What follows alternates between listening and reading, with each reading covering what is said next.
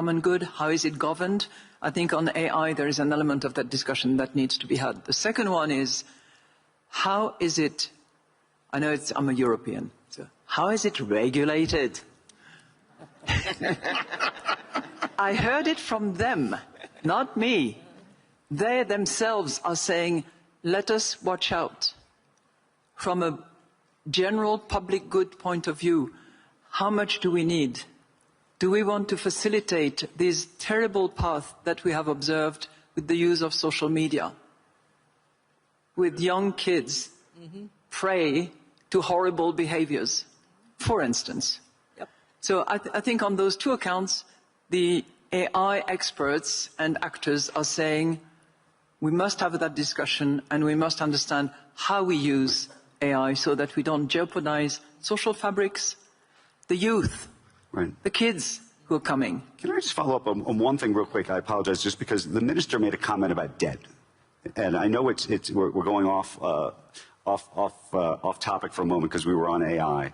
But I'm curious, given what you do for a living, Madam Lagarde, what you think about, and there's obviously corporate debt, but I think you're referring to sovereign debt. Both. Both. And how much in this moment, I've always argued that debt is the match that lights the fire of any potential crisis in the future.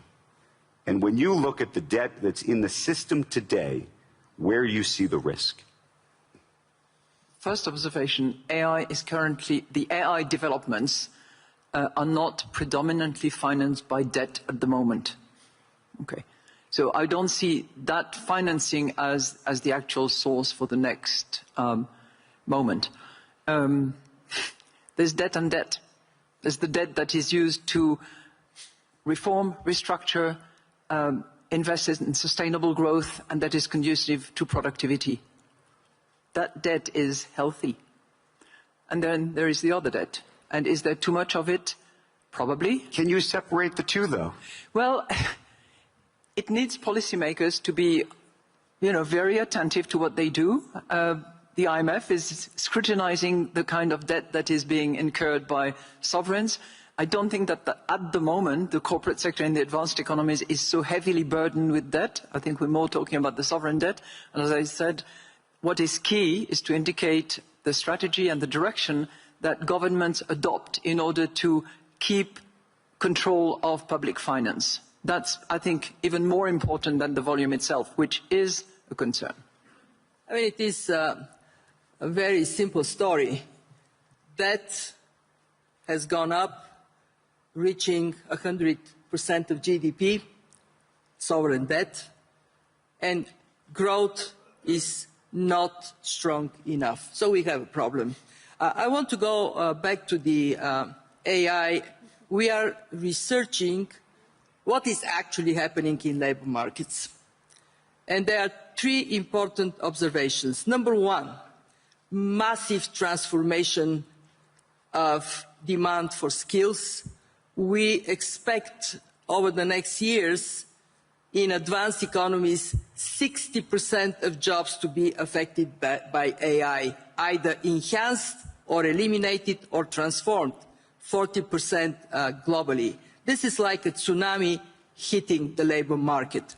Number two, we looked at the micro level, what is happening with jobs. And we see that in advanced economies, 1 in 10 jobs is already enhanced, and the people in these jobs are paid better. When they're paid better, they spend more money in the local economy, they spend more money in restaurants, here, there. Demand for low-skilled jobs goes up, and actually total employment seems to slightly increase because of it. But there are two very serious problems. The first one is that tasks that are eliminated are usually what entry-level jobs present. So young people searching for jobs find it harder to get to a good placement. And the two I'm very worried about, who is getting squeezed? The jobs that are not touched. They're kind of the same. They're paying now less. So middle class inevitably is going to be affected. And the third observation I would make, that is my biggest worry, and actually we heard people talking about it, Christine talked about it, where are the guardrails? This is moving so fast, and yet we don't know how to make it safe. We don't know how to make it inclusive. And if there, again, I'm talking about my regrets of things we haven't discussed much here, we missed an opportunity to talk about that more. So my appeal is wake up. AI is for real, and it is transforming our world faster than we are getting a handle. Can I just ask one follow-up to that, which is, I think there's a lot of people talking about this issue, and maybe we should be talking more about it, but the question is, what do you do about it? We can identify the problem, and I think we've all spotted this. We see this train coming down the track, and I think we all don't know, when the train will arrive. Yes. But it's going to arrive. And so what are we supposed to, we can talk all about it, but what are we supposed to do in advance of it? Christine gave you the solution. Put the Europeans in charge. They'll fix it. No, isn't this where we now need to think about global cooperation? I know everybody thinks multilateralism is dead and we're all on our own. But there are certain problems we just cannot solve in this world alone. And no one country or even one region can be responsible for regulating or putting the guardrails on AI. So should we not be looking to global cooperation on this issue, even though that's becoming a little bit of a dirty word? But before I hand over to you, I do want to say one thing.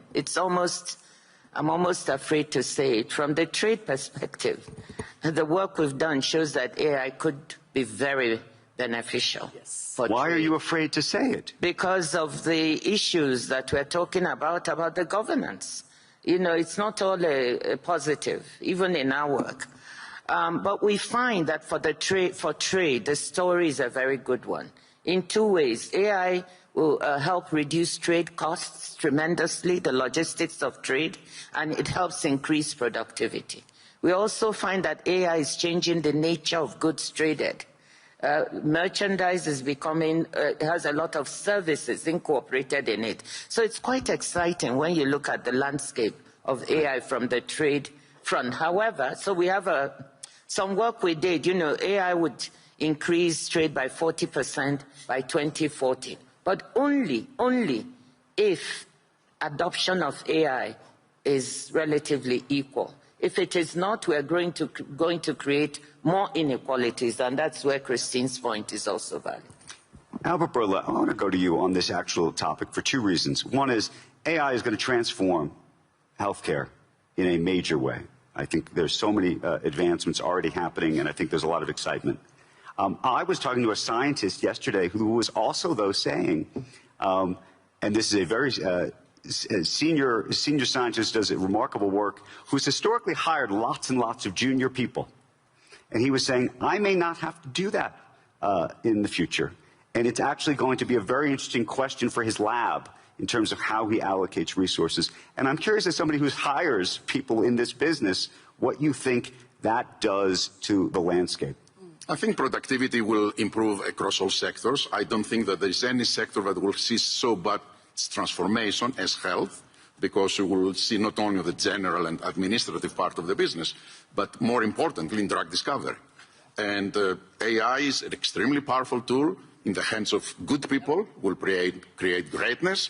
In the hands of bad people could create evil. I am a true believer that the benefits clearly will outpace the challenges and the risks. We do need regulations to do that. Are you asking me if in our labs maybe we could do the job with less scientists?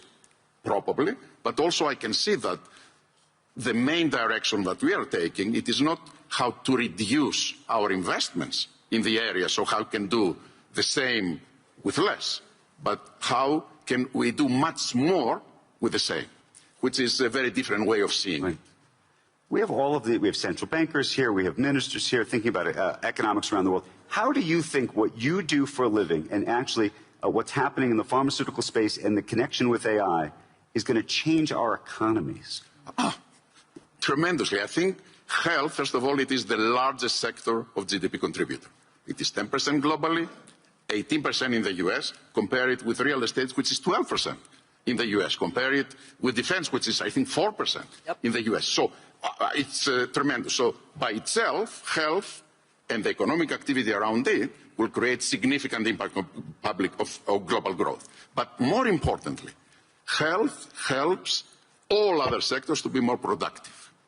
That's the big benefit of health. And that's why I spoke about the demographic challenges, that particularly in an aging population, the need to have productive workforce that probably will start working more and more, I mean, older and older, I think it is extremely important.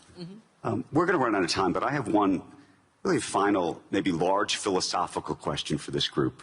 And it relates to, I think, something that we have seen play out this week. And it's something, it's a word that's come up a whole bunch of times on this panel, and it's the word about trust. And I think one of the very interesting things that's happened this week is there has been a real debate between the idea of what's long been really the underlying conversation at Davos, which is about creating trust, about creating relationships, about creating loyalty. And on the other side, a view that I think has been espoused here this week, and I think you've seen playing out, that actually maybe all of this has been a veneer. That the world really may very well be about power, that it may be about leverage, that when people in this room go to have different meetings with other people or go to parties or this or that, they go in part because they're trying to gain some kind of leverage over somebody else, and that we are living in some kind of world that that's what it is, but that for a long time we haven't talked about it that way. I think that's actually, to some degree, how some parts of the administration in the United States even think about these power dynamics. And I'm curious, sort of, if you could just, from a philosophical perspective, speak to this very issue, because I think underneath all of it, that's what this is about. This is about what relationships and loyalty mean, and whether that's real, or whether there's something else that's always been at play, and we're now just seeing it in a different way. Who wants to take that? Could start if you want. I'll tell you two things. One is, it is and has been since, I don't know, God created this earth, a power grab. So it's, I mean, you cannot hide from this. I mean, it has been always like this. Civilizations obviously moved, developed, were more rational, and empathy and group work became more valuable, even to the powerful. In today's world, I can tell you the fact, just simplifying it, the fact that 3,000 leaders flew into this very difficult weather village, or took the train to come here, says something that actually even the most powerful needed to come here and seek dialogue, because there are areas where they just cannot resolve it in their own, no matter how powerful they are. And I think the whole idea today is we need to make sure that we bring more about that dialogue, that cooperation, embracing forums like this, embracing the World Bank, embracing the IMF, which, despite all the noise again, IMF and the World Bank are being embraced today stronger than what it was before. Because uncertainty requires these kinds of institutions to provide support. I'll stop there.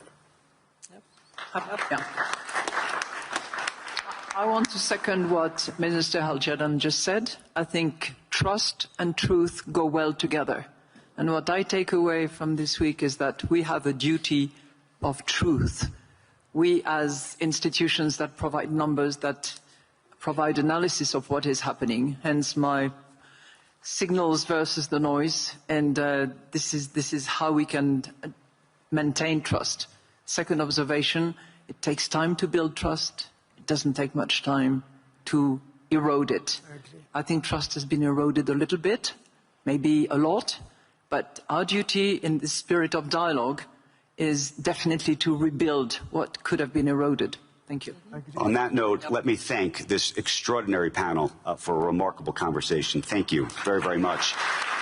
Now, please stay where you are for just a moment, because I'd like to introduce Faisal al-Burhan. He's the Minister of Economy and Planning of Saudi Arabia to the stage to deliver some brief remarks about something special that is coming up very, very soon.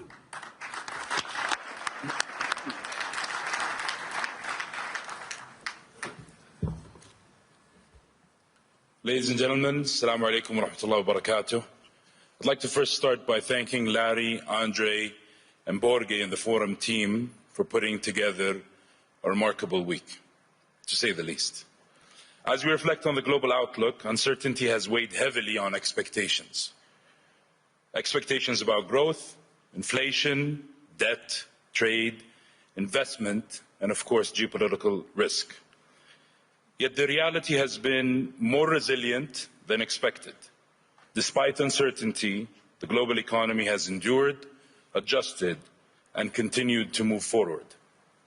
But what is clear, and perhaps clearer this year than ever before, is what has surfaced as we have tried, often repeatedly, to tackle these challenges. Pragmatism has become scarce. Trust has become increasingly transactional. Collaboration is narrowing and, in fact, sometimes losing momentum. And too often voices speak, but fewer are truly heard. And if we think about it, if we think about stability, stability can't be quickly built, and it can't be bought. Stability needs to be founded, nurtured, protected, reinforced, and guided. Stability is non-negotiable. When trust and collaboration are genuine, they compound over time, reinforcing one another so that progress holds when circumstances change. This is where the focus must shift. Like our colleague said, not towards the status quo, but towards the ingredients that make collaboration actually count. Being pragmatic and thinking long-term, with the discipline to follow through beyond intent and ambition, and the persistence to remain engaged even when views diverge, especially when views diverge. No single convening, no matter how well-intentioned, will resolve every global challenge. But each time there's an opportunity for all of us to be resolute and deeply invested, and for us to build the culture that allows cooperation to function in the first place. A culture that nurtures strength and progress, and unlocks the potential of the global economy in all its diversity. Every country, every region, and every economy. To stand shoulder to shoulder and confront complexity, work through it, rather than force or accept artificial convergence or watered down consensus. When confronted with uncertainty, our late founding king, King Abdulaziz, once said, "Al-Quwwa la barakallah bil-dha'f," which captured a simple yet powerful idea. Facing challenges requires strength and confidence to move forward, especially when conditions are difficult. For there is no virtue in weakness. We cannot sit idle and wait for decisive moments. We cannot keep talking about multiple futures. What future do we want to see? And what are we going to do to get there? Seriously and repetitively. As much as we want to believe this boxing match will end with a knockout blow, reality keeps reminding us and teaching us that this is the full 12 rounds. And it is in this spirit that I'm honored to extend an invitation to you to join us in Jeddah, Saudi Arabia, for the World Economic Forum Global Collaboration and Growth Meeting this April, under the patronage of His Royal Highness Crown Prince and Prime Minister Mohammed bin Salman. This forms part of an ongoing effort that builds on the momentum of the World Economic Forum special meeting held in Riyadh, and more importantly, on the platform Saudi Arabia has become, a global capital of pragmatism and of consequence. At a time when the global economy is confronting long-standing structural challenges, this effort helps move cooperation from intent to outcome, by setting clear expectations anchoring responsibilities, and ultimately making dialogue count. See you all in Jeddah. Thank you very much. Thank you, Minister. It has been a remarkable week, and we owe an enormous thanks to all of the folks who work at the World Economic Forum. But right now it is my privilege to introduce Borge. Of course, he is the President and CEO of the World Economic Forum, to the stage for some final remarks for this remarkable week. Please.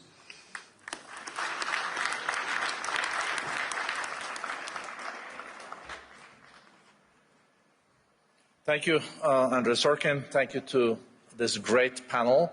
I'm so proud that the three women on the panel is also on our board of directors, Christine, Dr. Ngozi, and Kristalina. So we really have great supervision and inspiration. Dear friends, it's surreal that it's Friday and we're seeing the end of the meeting. I thank you all for participating in this annual meeting very actively. And a special thank you to our two co-chairs, Andrea Hoffman and Larry Fink, for exceptional cooperation. And I tell you, they have really worked tirelessly and very committed to make this annual meeting happen, and also to the real mission of the World Economic Forum. And of course, as Andrew already mentioned, I send like a monumental thank you to my all colleagues at the World Economic Forum that we pulled off this meeting. I'm so proud. Thank you.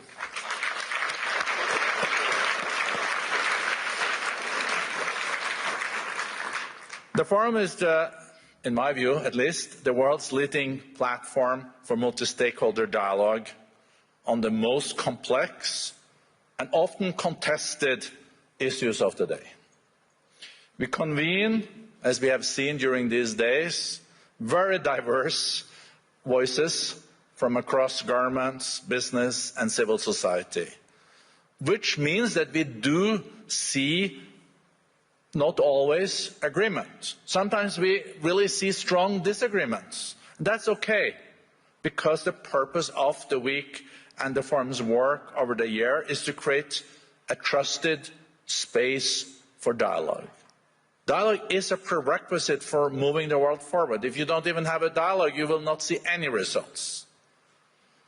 We are not supposed to be like an echo chamber of consensus. Unlocking like potentials for responsible AI, as the panel touched on, strengthening markets, facilitating engagements to address conflicts, discussing how to reach real inclusive growth, and also wealth trickling down, happen if decision makers who do not always see eye to eye talk to each other.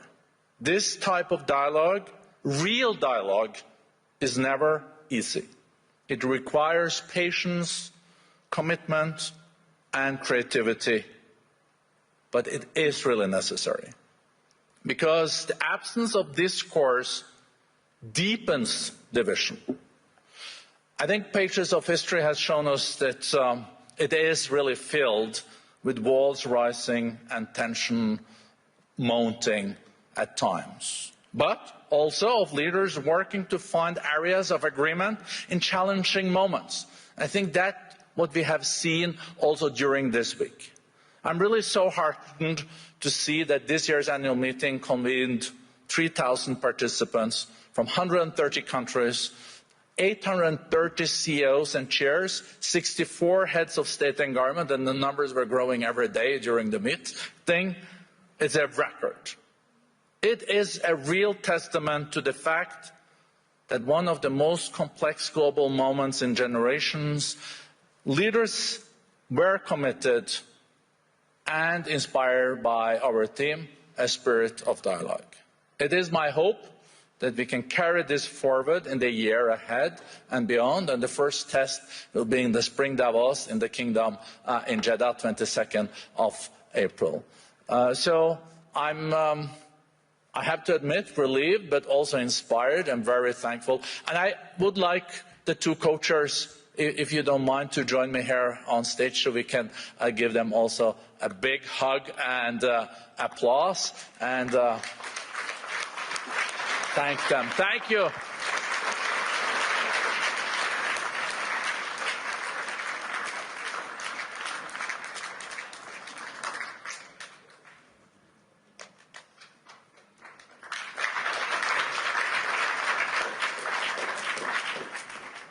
So a very special moment, as you can see, closing the first meeting where I was acting as a co-chair.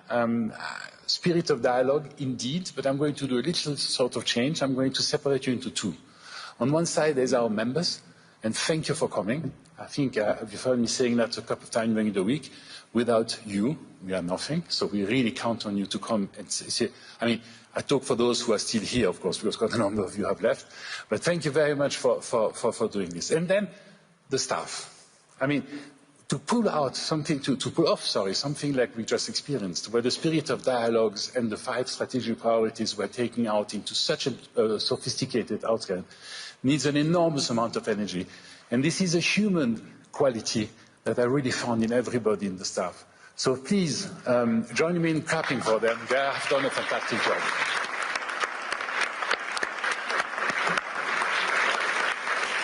Taking people from all over the world and bringing them together in the wonderful town of Davos with the support of the Federal Confederation and Graubünden is a remarkable achievement. Thank you.